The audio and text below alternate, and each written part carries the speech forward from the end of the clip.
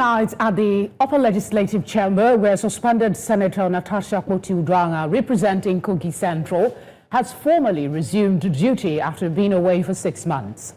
The senator arrived at the Assembly complex on Tuesday, September the 23rd, accompanied by supporters, just hours after the Sergeant-at-Arms unlocked her office at Suite 2.05 in the Senate wing. She noted that no formal communication had been issued to her about reinstatement. The return led to a mild drama at the entrance to the Senate wing as her supporters insisted on accompanying her inside, but were stopped at the entrance. The United States mission in Nigeria has reiterated that high-profile individuals involved in corruption are not exempted from visa restrictions and can be barred from entering the U.S. irrespective of their economic status or position. This declaration was made via the mission's official X account. The U.S. has taken steps since May 2023 to impose visa bans on persons who undermined Nigeria's democratic process during the 2023 general elections. Secretary of State Anthony Blinken emphasized that the U.S. is dedicated to supporting democracy in Nigeria and globally by restricting visas of those involved in corruption and election interference. Several states, including Kaduna, Nasarawa, Bauchi, and Jigawa, have intensified campaigns to avert flood crisis. According to figures from the National Emergency Management Agency on Monday, at least 232 persons have lost their lives, while 121,224 others have been displaced following floods that swept through parts of the country as of September 20. The 2025 flood dashboard shows that at least 339,658 people also recorded some form of losses, with 681 sustaining various degrees of injuries. Nigeria's First Lady, Oluremi Tinubu, has dismissed claims that her 65th birthday National Library fundraiser is linked to President Bola Tinubu's 2027 re-election bid. Tinubu, during her first lunch with the press in Abuja, says that the initiative is focused on reviving the long-stalled National Library Headquarters project. She says that about 20.4 billion naira has been raised out of the 100 billion naira needed to complete the 11-story building first initiated in 1981. The First Lady, while urging citizens to donate to the project, says that the donations will be open until December 2025. I would like to clear the air about some speculations that maybe this has a political undertone. What is wrong in doing well or trying to build a society? If I could assist the post-war building process in Liberia by donating the Oluremi Tinubu Elementary and Junior Secondary School in Montserrado County in Liberia, what is wrong in drawing attention to some of the areas of need in our beloved nation? So the library was started during Shagari. It was maybe muted then, in 1981. And 2006, it was approved by President Obasanjo and they started building with a budget of 8.2 billion. And in 2010, it was reviewed to about 17 billion. 2023 to 23 billion. But you know what it will be in 2025. But Mr. President is ready to take the bull by the horn and start to build. That was what I heard. But you have 11 floors. How do you want to do that? You know, for at least the next 2 years. But my projection is we can build in the next 2 years. And Nigerians, we can raise the money. But for me, I've played my part. The Oluremi at 65 fund will be closed, it will be shut down by December. The Honorable Minister, when he's back from UNGA, will be able to tell you what the budget is, but it's over 100 billion. So we have 20 billion 456,188,924 kobo, and it's still growing. Let's go back to one of our headline stories tonight on the return of Senator Akpoti Uduaghan to the National Assembly. Her office was unsealed today. For this conversation, I have with me in the studio constitutional lawyer Jide Ologun. Thank you very much for being here. You're welcome. There seem to be misinterpretations. I want you to help us clear that as a legal mind. Does the opening of her office translate to an actual resumption of her legislative duties in the capacity that we know it? I mean, what the official ceremony we saw today was the unsealing of her office. Is the media accurate in the translation that she has resumed legislative duty? Because that's what she says. It's a step towards that, because before now, her office was sealed. And when the suspension was expected to be over, the Senate passed out a communication that she will not be allowed to resume, making reference to some of the cases in court. But now, her office has been unsealed because the Senate is also on recess as we speak right now. So we look forward to the time when the Senate will resume plenary, and let's find out whether they will allow her to be part of the plenary or not. But politically speaking, I think the issue of Rivers State has set the stage for the Senate to reconsider the refusal of allowing her to resume. You see what played out in Rivers State. Fubara, who was suspended, has been reinstated into office, and the House of Assembly in Rivers State. So if the president did that, the Senate should learn from that, because in human resource management, suspension is not termination. If you want Natasha recalled from the Senate, and that attempt was embarked upon at a time, you rely on the provisions in Section 69 of the Nigerian Constitution 1999 as amended. So suspension is administrative, saying step aside for us to carry out some investigations without interference. But in her own case, it became a punitive step taken by the Senate. And Honorable Binta Nyako passed a decision that that suspension was excessive. She should be allowed to resume. But you see, my advice is that the judiciary also should be clearer, because I doubt if there was any directive that she should resume with immediate effect. Yeah, some have argued that is an opinion, a suggestion to the Senate. But however you look at this matter, in her presser today, she said she has nothing to apologize for. And we know prior to now, we know the Senate has said that one of the conditions for her to return to the House was to apologize to the Senate. Do you see that? What do you expect to play out in October, in a couple of weeks, when the House resumes proper sitting? Will she apologize? Will she be allowed to continue her duties? Or there will be some, I mean, most of the things people have argued is bureaucracy and political maneuvering that has kept her out for the past 6 months. Without holding brief for her, she has expressed her position as not being apologetic. Even the court, Justice Nyako, ordered her to apologize. I doubt if she has done that. If she was to pay 5 billion to the federal government coffers, I doubt if she has done that. And so she's just being herself, perhaps leveraging on her constitutional position as an elected member of the Senate. Fine, the Senate may have their rules. They've suspended, and like I said, suspension does not amount to termination. And the suspension period, it is over. And no court decision has expressed the fact that because a matter is in court, she cannot resume. So there are issues here.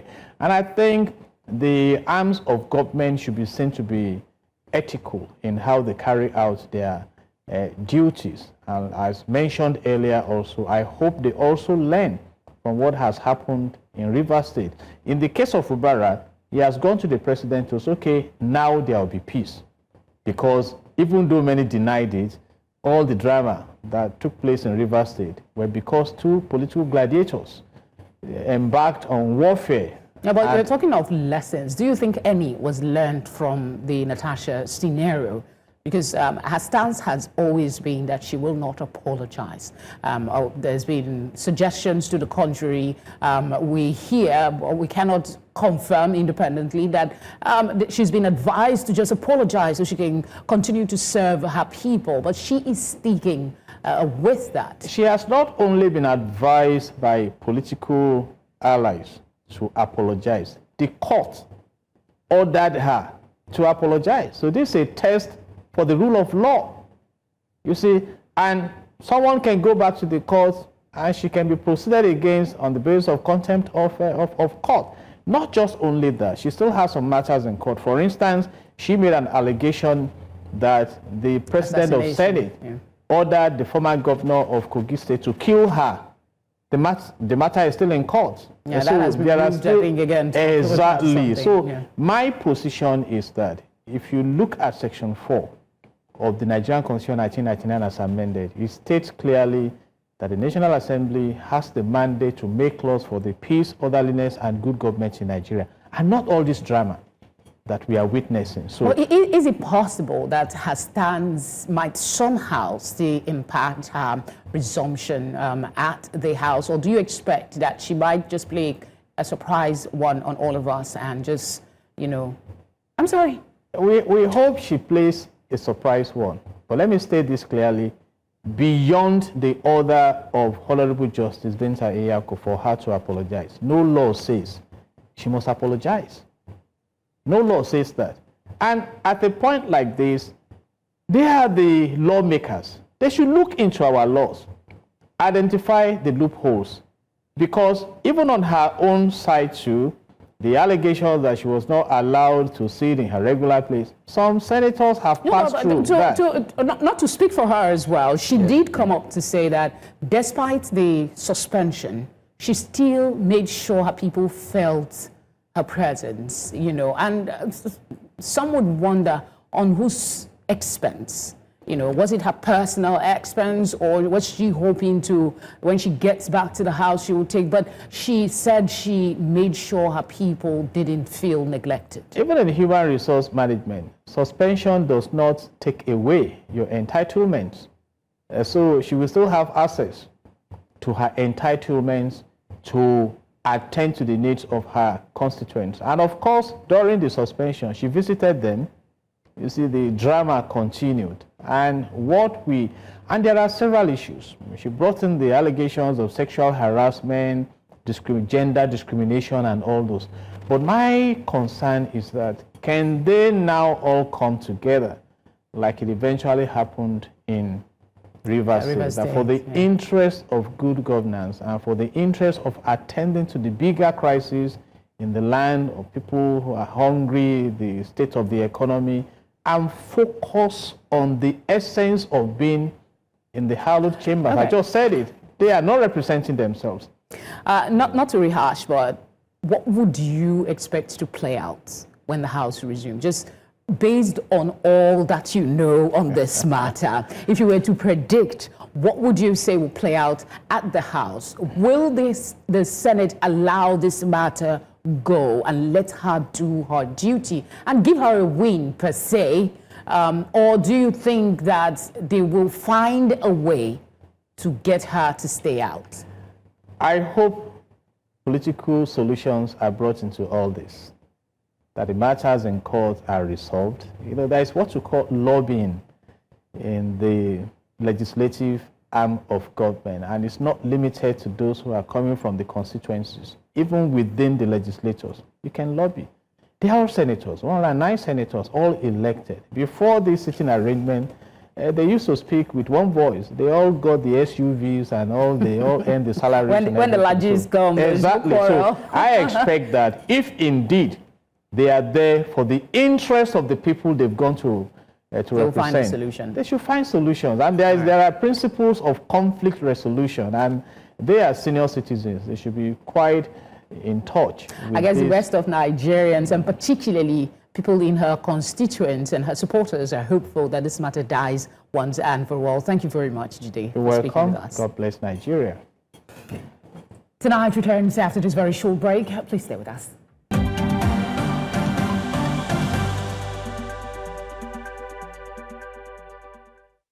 You're watching Tonight on News Central. A reminder of our top stories. Senator Natasha Akpoti-Uduaghan resumes legislative duties after 6 months of suspension from the Senate. UN mission in Nigeria vows to bar corrupt Nigerian officials from entering United States. President Trump addresses UN General Assembly, criticizing leaders for allowing migration and recognizing Palestinian state. Nigeria's Inspector General of Police, Kayode Egbetokun, says that more than 4,000 suspects have been arrested for various crimes in recent months, with over 1,000 kidnapped victims rescued alone in the last 7 weeks. The police chief says that high-impact operations conducted by the force in recent months have yielded tremendous results in the war against crime. Egbetokun made this known while addressing strategic senior officers of the force, saying that the successes were achieved through coordinated responses, stronger supervision at flashpoints, and improved inter-agency collaboration.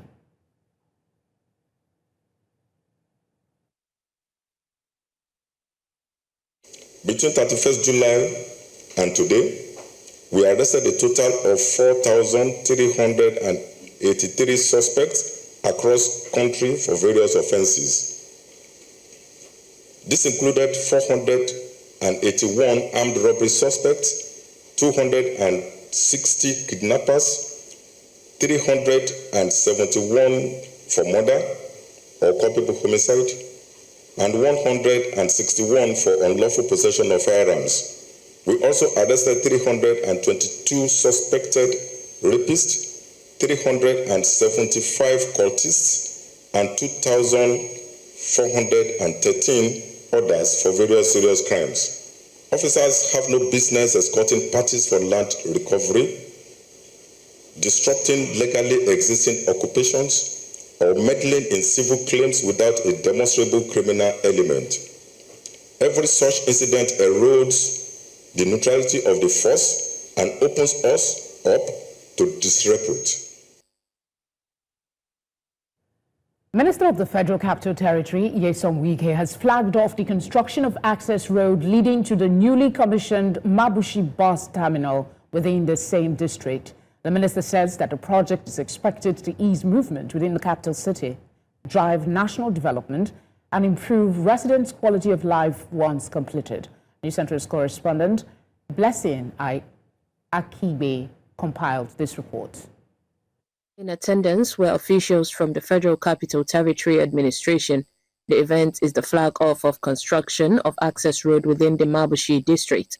The access road project, which stretches from the Northern Parkway, the Yaradua Way to the Timipre Silver Crescent, is expected to ease movement leading to the bus terminal, reduce traffic, improve connectivity, and support economic activities. The road infrastructure brings out the development of any city. And when you are flying it, right, you see the beauty of the city because the roads are there, the road network, and then the lighting.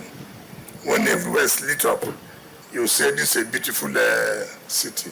Without road infrastructure, it will be difficult for you to really compare or say that this city is a world-class city. The project has 2 river bridges and other facilities like box culverts, pipe culverts, street lighting, telecommunication ducts, and other ancillary facilities. Your Excellency, during this project construction, it will provide job opportunities for skilled and unskilled labor, directly and indirectly. When completed, the project will rapidly evacuate traffic from the city center, thereby reducing travel time and resolving heavy traffic congestions being experienced in the city.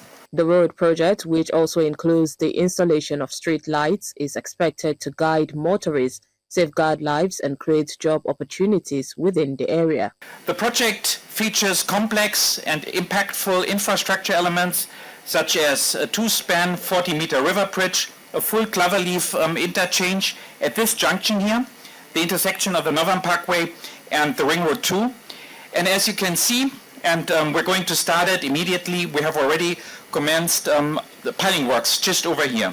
For us as an administration, this road is not just an infrastructure project. It is an investment in the future of our city and the well-being of its residents.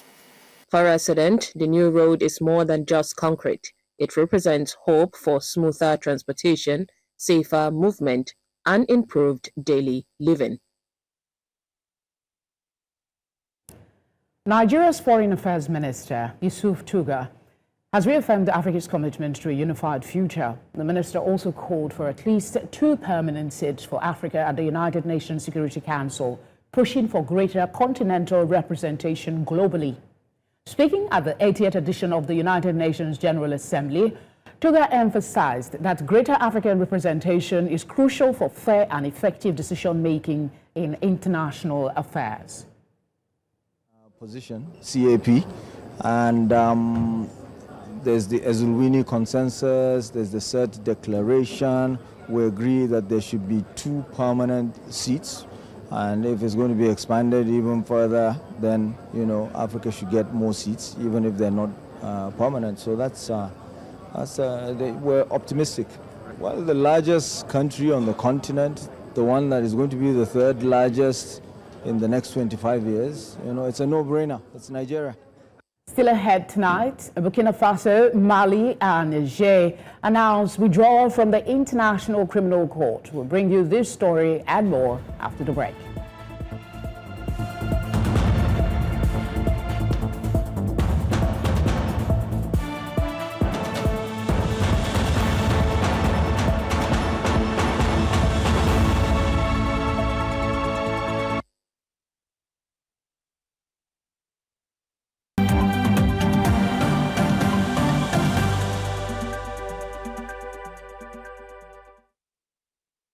Thank you for staying with us. The military-led West African nations of Burkina Faso, Mali, and Niger have announced their withdrawal from the International Criminal Court, ICC, branding it a neo-colonial imperialist tool. The juntas, which took over in Bamako, Ouagadougou, and Niamey after coups between 2020 and 2023, have since allied themselves in a confederation called the Alliance of Sahel States and distanced themselves from the West, notably from former colonial ruler France. The 3 states also said they wanted to create indigenous mechanisms for the consolidation of peace and justice.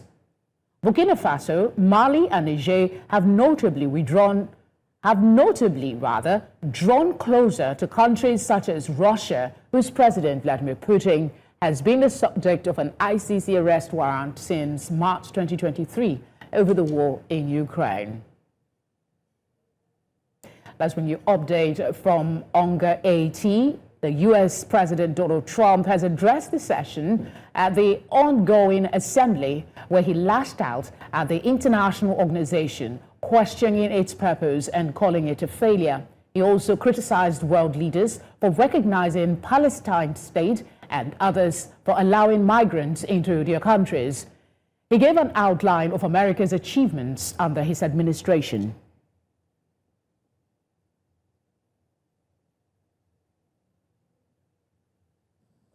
By accelerating action in energy, forests, methane, and industrial decarbonization, by defining a credible roadmap to mobilize $1.3 trillion annually in climate finance by 2035 for developing countries.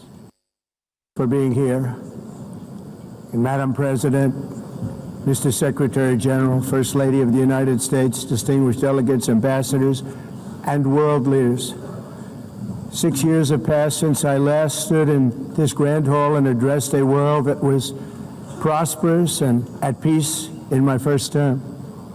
Since that day, the guns of war have shattered the peace I forged on 2 continents. An era of calm and stability gave way to one of the great crises of our time. And here in the United States, 4 years. My colleague Bernard Akede is at the UN General Assembly session in New York. He joins me now alongside an international journalist, Adeniyi Kunu, to discuss what went down today, especially the address by President Donald Trump. Gentlemen, thank you for being here. Bernard, I'll start with you. Run us through quickly events of day 2, touching on Trump's address and other issues affecting Africa.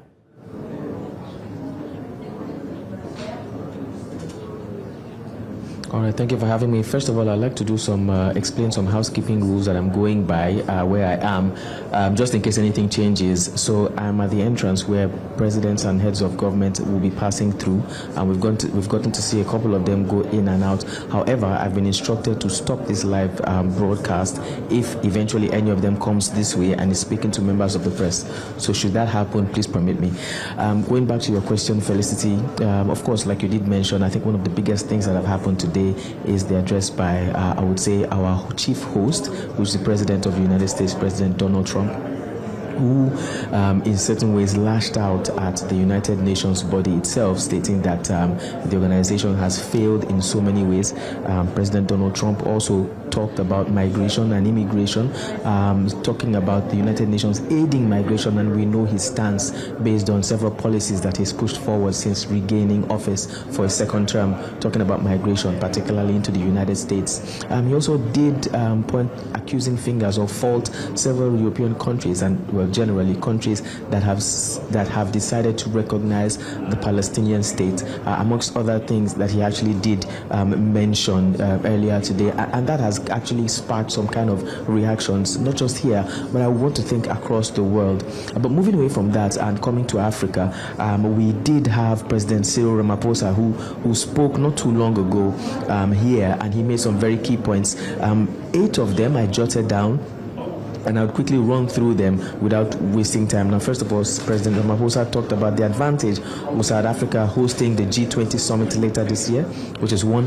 He also talked about debt stifling, I beg your pardon, and the ability of African countries not to be able to follow up with SDGs because they have to service debts. 3, he talked about using trade as a strength and not to stifle African countries. Number 4, he talked about lifting embargoes in countries like Cuba, seeing how those kind of trade and economic embargoes have affected Cuba. Very quickly, number 5, he talked about the world and the wars that are being fought around the world, and how the United Nations and other countries of the world, rather than building structures that will take out poverty, we're building weapons that are destroying the world. Very quickly, President Ramaphosa also hammered on the Security Council and saying that it has proven to be ineffective in carrying out its duties, basically for accountability, and that there are certain countries that are not responding to dictates of the Security Council. And then the final 2 points I jotted down, he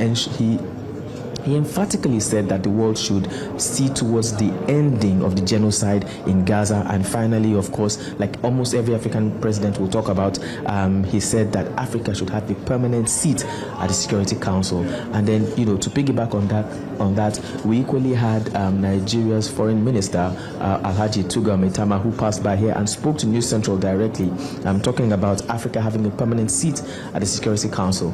When I asked him, he said, yes, it's long overdue. And then I asked him, which African countries do you think should have a seat? He said Nigeria, first of all, and then anybody else. That's a brief highlight of some of the things, interesting things, if you like, that we have, taken down here while at the UN General Assembly.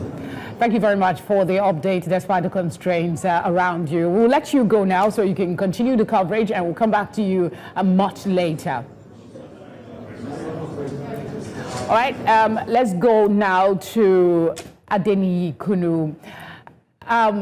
First off, Trump started with, he went off script. He criticized the UN. He gave a lecture on migration and what the world is doing wrong. And all of the shenanigans he brought up that Bernard just highlighted. What is your thoughts about the content and the manner of speech? He exceeded the 15 minutes mark that was given. What is your overall view of Trump's speech at the UN Assembly? Well, it is very evident that the necessary units within the United Nations need to reinvent themselves and be able to show that every country has equal or near equal respect when they come to such 193 nation assembly to speak on behalf of their respective countries or those other aligned countries on pertinent issues.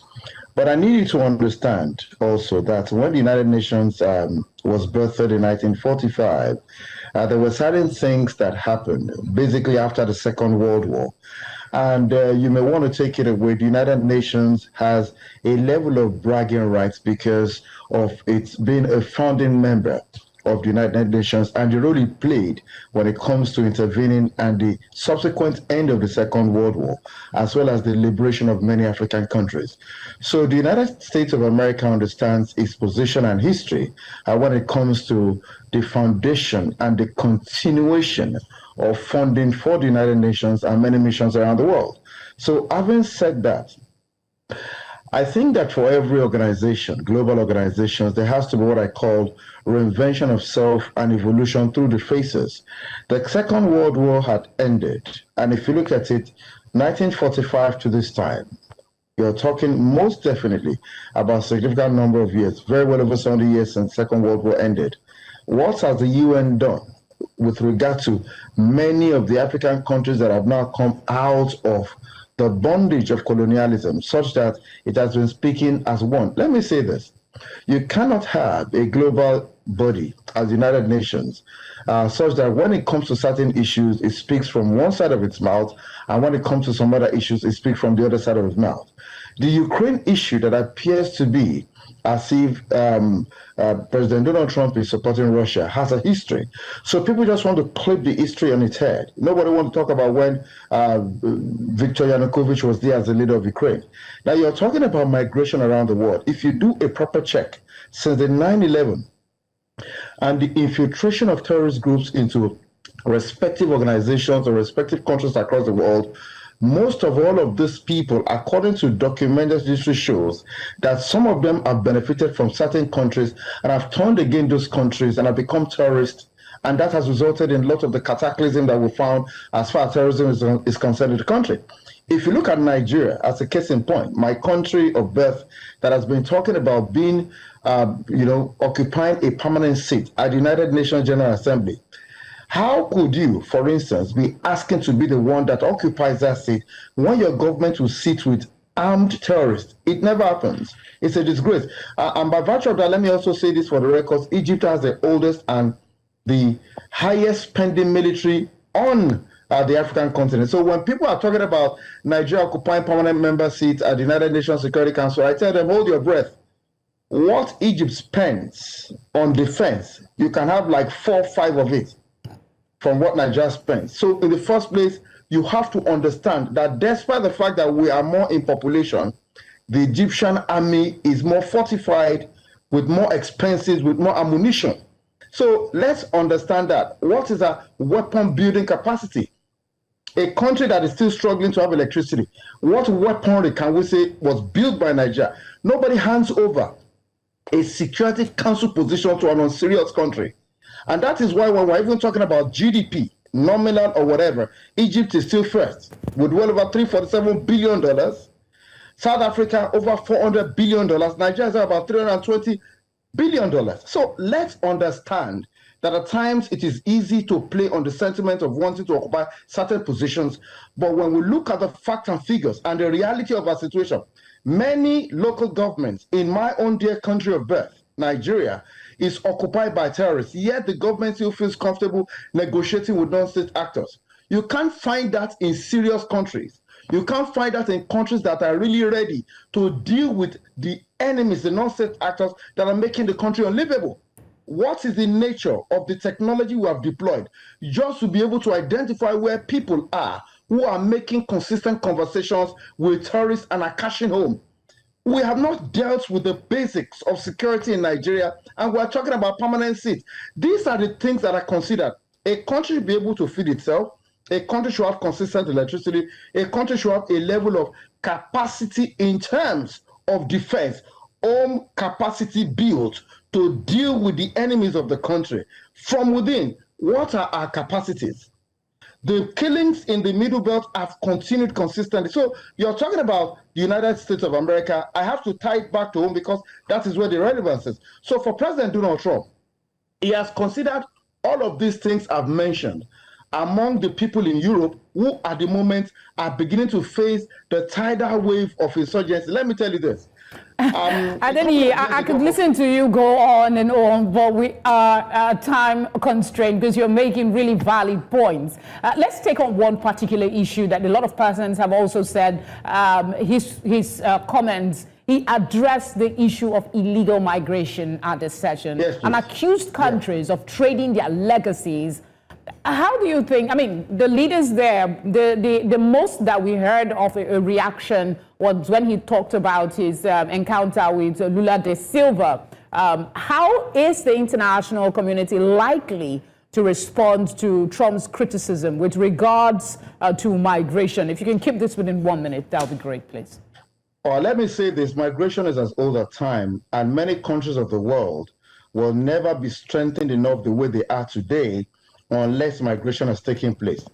The Second World War was essentially won for the United Kingdom as part of the alliance because over 2.3 million Indian people, Indian army, fought and got killed in that Second World War. Where's the documentation?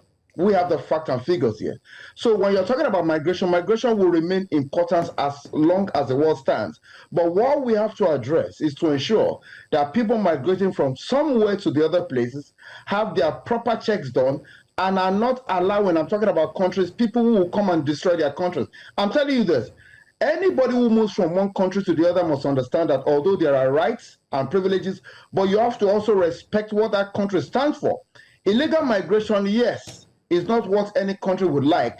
And I need to say this, that Donald Trump, as the president, has the right to speak for his country the way he wants to. Let other presidents go to the same podium that they have the opportunity to and speak very strongly about what they want or what they don't want for their country. When we dwell on what he's saying it on behalf of Americans. He's saying it on behalf of his country. Anybody that takes the podium should not be able to cry. When you go there, also say that we are going to deny people visas, we are going to do this. If everybody begins to consider security, the future of their country, they will definitely know that you have to be able to speak strongly on such global platform for your own country. The people that are speaking for Nigeria, what are they saying there? What are they talking about? That's important, my dear. That's Adeni, we have to leave it there for now. Thank you so much for speaking with us. We appreciate your time, as always. Thank you very much. I appreciate the privilege. Thank you. Tonight returns with business, sports, and entertainment news. Do stay with us.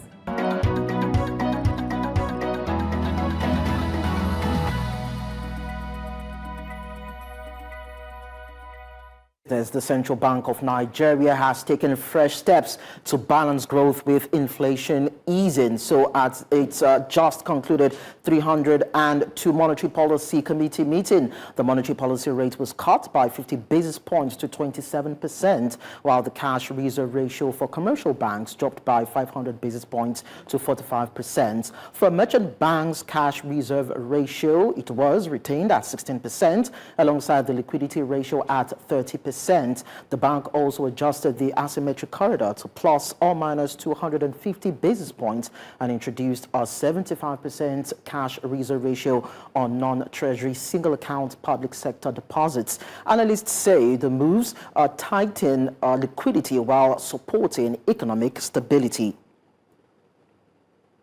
And I'll tell you that the Corporate Affairs Commission is set to roll out an artificial intelligence solution to tackle mounting delays in company registrations and improve customer service efficiency. Registrar General of the CAC, Uzeni Magaji, made the announcement at the Stakeholders Forum recently, where he revealed that the AI agents will help clear a backlog of over 7,000 pending applications. According to Magaji, the initiative represents a complete overhaul of the Commission's existing company registration portal, which was first upgraded in June 2025. And now straight to the stock markets. The NGX slipped today with the all-share index falling 0.4% to 140,929.60 points, with market capitalization pegged at 89.19 trillion naira. And over to sectoral performance, we start with the banking sector, which actually shed 1.04%, dragged by declines in Access Holdings and Zenith Bank. Now insurance lost 0.79%, with pressure from Universal Insurance and Consolidated Hallmark. Oil and gas retreated 1.8% as Platt Energy posted slight weakness despite its weight in the sector. Now, consumer goods slipped 0.11%, while industrial goods dipped 0.6%, with Dangote cement among the laggards. Sentiment stayed cautious as investors trimmed exposure to major banks and consumer names. That's it on Business News. I am Lekon Onobanjo. Do stay tuned for sports.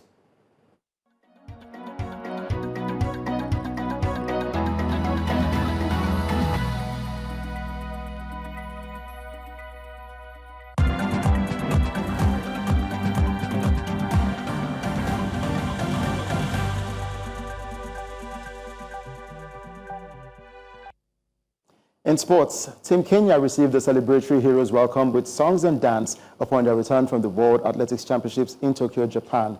The athletes who delivered the best ever performance on the global stage were received at a grand reception led by Sports Principal Cabinet Secretary Elijah Mwangi, who lauded them for flying the Kenyan flag high. Kenya finished second behind the United States in the overall standings on Sunday with 7 gold, 2 silver, and 2 bronze medals.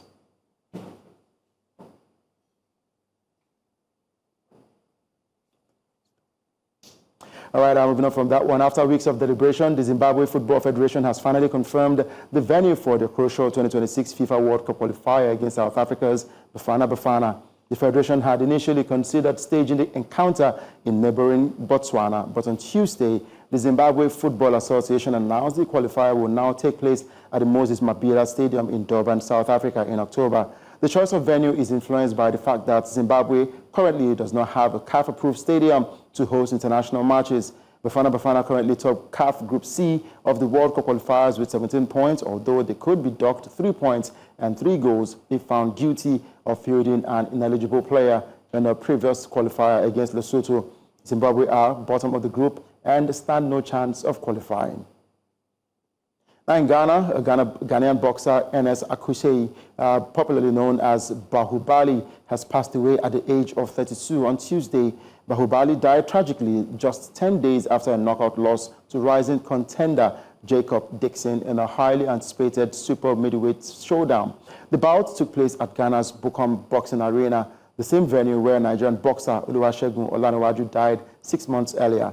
According to reports, Akusei fell ill on Monday, the 22nd of September, complaining of undisclosed symptoms that worsened overnight before he died around 2 a.m. the following morning. Sources close to the family suspect the cause may be linked to internal injuries sustained during the Dixon fight, though no official autopsy has yet been released. And in Spain, Spanish La Liga giants Barcelona must continue their wait to return to their renovated Camp Nou home after the city council turned down their request for an essential permit on Tuesday. The Spanish champions were hoping to host Real Sociedad on Sunday in the La Liga with a reduced capacity crowd of 27,000. The Catalan Giants will instead hold the game at the city's Olympic Stadium in Montjuic, where they had played their previous 2 seasons during works at Camp Nou. All right, that's a wrap on Sport Update. I am Udoka Njoku.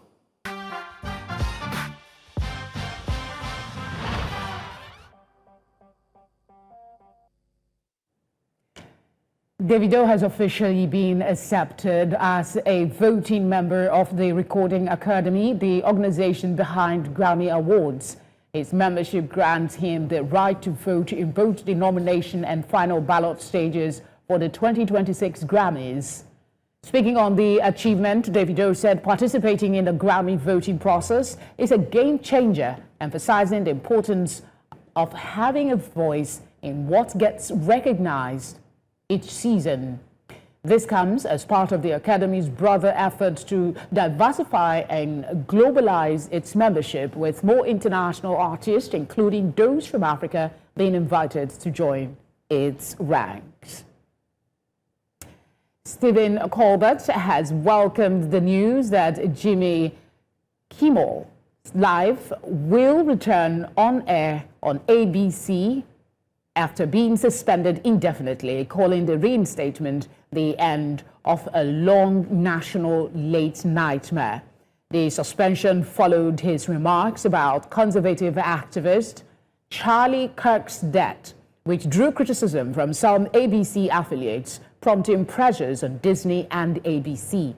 Colbert used his opening monologue on The Late Show to express support for Kimmel and his staff, joking that with Kimmel no longer cancelled, he, Colbert, is once again the only martyr in late night. And that does it for entertainment news tonight. But before we go, we do have one more story. Now, more than 300 women gathered in Lagos for the second edition of She Leads with Adedoja Allen, a mentorship program aimed at empowering women to become unstoppable in their careers and businesses. The event featured keynote addresses and panel discussion on overcoming growth hurdles, resilience, and navigating male-dominated spaces. The program's convener, Adedoja Allen, emphasized the importance of building a community of women with capacity, courage, and vision to dominate their chosen fields. Plans are on the way for the third edition. And that's the news tonight. But before we go, here's a quick reminder of our top stories.